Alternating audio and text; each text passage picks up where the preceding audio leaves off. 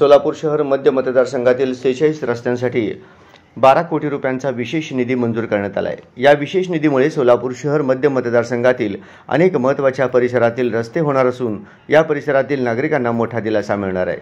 शहर मध्य मतदारसंघातील विविध रस्त्यांसाठी 2024-25च्या निधीतून ही तरतूद करण्यात आली आहे। शहर मध्य मतदारसंघात मुख्यतः कामगार वर्ग, शाळा, महाविद्यालय, व्यापारी, उद्योजक, शासकीय कार्यालय अधिक असणारा मतदारसंघ आहे। या मतदारसंघात गेल्या अनेक वर्षांपासून महत्त्वाच्या ठिकाणी रस्ते नसल्यामुळे नागरिकांची मोठी गैरसोय होत आहे। नागरिकांनी वारंवार मागणी करूनही रस्ते न झाल्यामुळे नागरिकांना त्रासास सामोरे जावे लागत आहे।